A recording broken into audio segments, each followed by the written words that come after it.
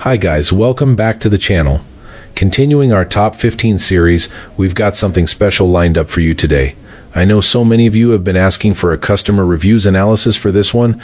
Well, we're finally doing it. But before we get into that, don't forget to check this exclusive discount for it.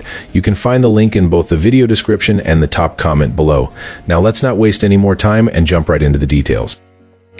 So, this electric bike has been my everyday ride lately, and honestly it's my favorite of the 4 brands I keep around. Build quality feels solid, and the few setup tweaks I needed were quick. Aligning the front brake caliper, because the front wheel isn't mounted on the frame out of the box. Not a big deal, just something to expect. It is a hard tail, so there's no rear suspension, which is a trait I've learned to live with. I wish this model had blinkers or a horn from the factory. The horn is easily added with a rechargeable unit I bought here, but blinkers aren't so simple to fix. Still, this bike is so enjoyable to ride that I pick it over our faster bikes with rear suspension and safety tweaks.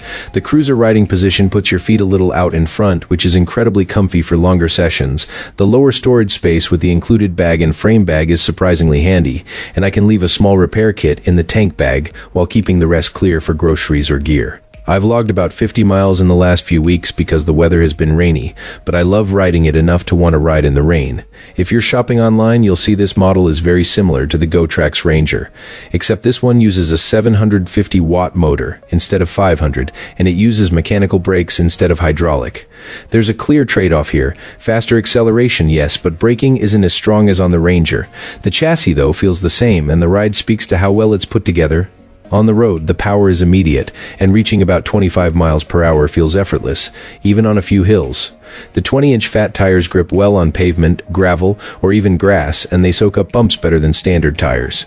The removable 48-volt battery is a big plus. It charges quickly and can take you roughly 45 miles on a single charge, which covers most commutes and errands with a little room to spare. The bike ships with a basket and frame bag that are genuinely useful, and the oversized padded seat plus ergonomic layout make longer rides tolerable. I've tackled steep hills that I worried would be out of reach, and this bike climbs them with effort but keeps moving. It is a bit heavy, and the rear rack I added requires a bit of improvised mounting, but it works for light loads. Early tire trouble taught me to carry patches and an air compressor. I even upgraded with liners to stop goat heads from killing tires as often. If I had to do it again, I'd still buy this, though another Gotrax model with more traditional bike styling would be tempting for the option to mount a rear rack more cleanly. Bottom line. This electric bike is a joyful, practical daily rider that handles rain, hills, and everyday errands with ease. I've put in over 100 miles, and while the battery isn't 50 miles every time, I've learned to work with it, keep spare patches, and a charger handy, and still love riding it every chance I get. So that wraps up the review. I appreciate you watching, and if you want to take a closer look, I've added the product link in the description. You might also find some current deals there. Take care.